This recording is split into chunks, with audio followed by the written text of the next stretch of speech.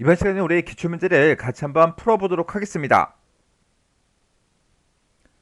다음은 파이썬으로 이제 구현된 그 프로그램이 있대요. 실행 결과로 이제 올바른 거, 그거 이제 찾으래요. 자, 지금 여기 보니까 이제 2라는 변수에다가 이 뒤에서 나온 그 값을 이제 집어넣어라. 그렇게 이제 되어 있고, 그 값을 이제 2에다가 집어넣고, 그 2를 이제 출력하고 프로그램이 이제 종료가 되는 거죠. 그때 2라는 그 변수에다가 어떤 값을 집어넣냐? 지금 여기 보게 되면 이제 10 곱하기 i라고 되어 있어요. 그 i라는 그 변수는 요 뒤에서 이제 나오네요. 요 뒤에 보니까 이제 포문이 짜잔하고 이렇게 이제 나왔는데 그때 반복 변수로 이제 i가 이제 사용이 되는 거죠. i가 이제 사용이 되는데 그때 그 뒤에 보니까 range 10하고 이렇게 이제 되어 있어요.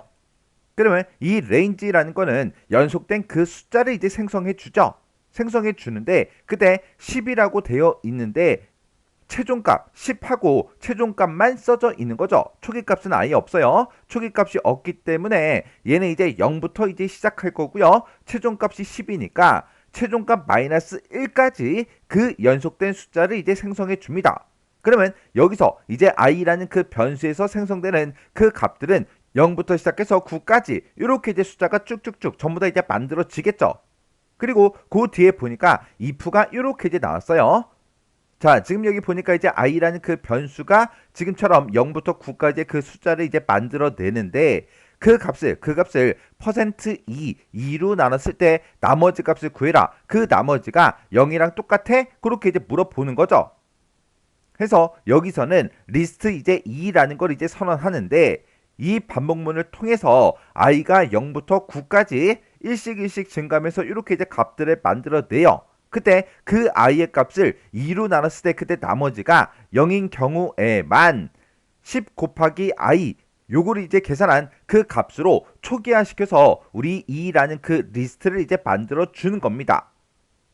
그러면 지금 여기 if에서 i%2 이렇게 하게 되면 i가 가지고 있던 이 값들을 싹 다 이제 2로 나눠요. 2로 나눴을 때 그때 퍼센트 나머지 값을 구합니다. 그때 나머지 값이 0이랑 똑같아 그렇게 이제 물어봤는데 어떤 특정 숫자가 있을 때 그 값을 2로 나눴을 때 나머지가 0이다. 그 얘기는 짝수라는 그 얘기예요. 그러면 포문에서 이제 0부터 9까지의 이 값들이 만들어지는데 이 값들 중에 짝수가 지금처럼 0, 2, 4, 6, 8 하고 이렇게 이제 5개가 있겠죠. 이렇게 이제 짝수일 때만 얘를 이제 계산해라. 그러면 10 곱하기 0을 하면 그냥 0이 나올 거고 10 곱하기 2를 하게 되면 이제 20이 만들어지겠죠. 또 10 곱하기 4를 하면 이제 40이 그리고 10 곱하기 6을 하면 이제 60이 그리고 10 곱하기 8을 하게 되면 80 그렇게 이제 값이 만들어진다고요. 그러면 2라는 그 리스트가 만들어질 때 그것의 초기 값으로 이렇게 요 값들이 이제 들어갑니다.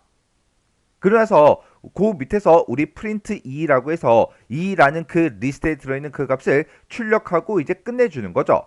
그러면 요 값들이 들어있는 게 우리 이제 동그라미 3번에 있네요. 그래서 우리 정답이 3번입니다. 자, 지금처럼 이렇게 이제 우리의 식이 있을 때 얘는 지금 원래 요 한 줄이 지금처럼 이렇게 이제 생긴 거예요. 지금 여기서 봤을 때 우리 2라는 그 리스트를 만들어라. 2라는 그 리스트를 이제 만들죠. 만들 때 지금 여기서 이제 제가 세 부분으로 이제 구분해 놨어요. 그때 맨 앞에 있던 이 식이요. 10 곱하기 i 요게 우리 이제 표현식이라고 부르는 건데 얘는 리스트에다가 어떤 값을 이제 집어넣을지 내가 이제 사용하고자 하는 그 값이 됐든 아니면 연산식이 됐든 그런 것들을 요 앞에다가 이제 써줍니다. 그리고 그 뒤에서 이제 포문을 이용해서 이제 숫자를 이제 연속적으로 이제 생성하면서 그를 이제 반복 변수 i에다가 집어넣었다고요. 그때 그 값을 그 뒤에서 이 포문을 통해서 우리가 검사를 했죠. 해서 그 i라는 그 변수 값이 짝수야? 그렇게 이제 물어보고 짝수일 때만 10 곱하기 i를 해서 그 값을 이제 리스트에다가 초기 값으로 집어넣어라. 그렇게 이제 해준 거라고요. 이걸 이제 우리가 원래 코드대로 쓰게 되면 지금처럼 이렇게 이제 쓸 수 있는 거예요. 그래서 지금 여기 보게 되면 이제 반복 변수 i라는 그 변수가 이제 사용이 되면서 우리 레인지에서 우리 10하고 이렇게 이제 써놨죠. 여기서 이제 우리 포문 쓴 거는 얘랑 이제 똑같다고요.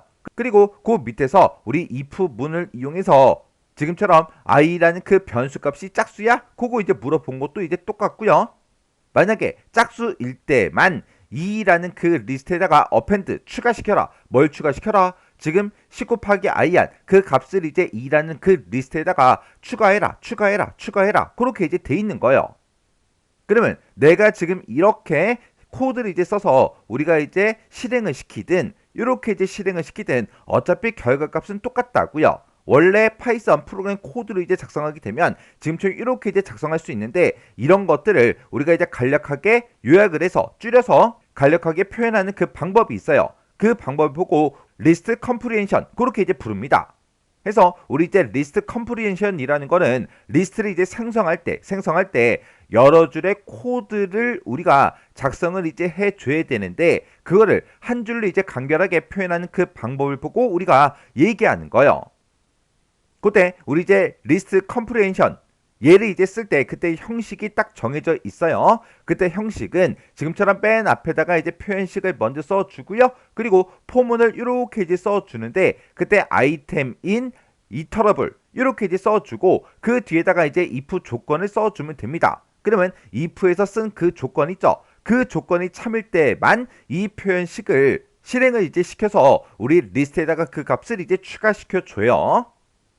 그러면 여러분들이 이제 실제로 이제 시험 문제를 출제하는 사람이라고 생각해 보세요. 그때 파이썬으로 구현된 그 프로그램을 실행시켜서 실행 결과로 올바른 거 찾아라. 이렇게 이제 문제를 이제 출제할 거예요.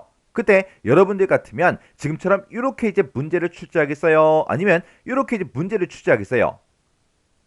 이렇게 이제 표현하는 것보다는 이렇게 리스트 컴프리hen션 얘를 이용해서 우리 출제하는 게 좀 더 어렵겠죠.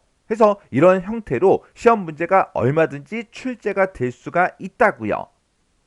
그래서 이번 강의, 이 강의를 통해서 이 내용에 대해서 정확하게 여러분들이 알고 지나가셔야 돼요.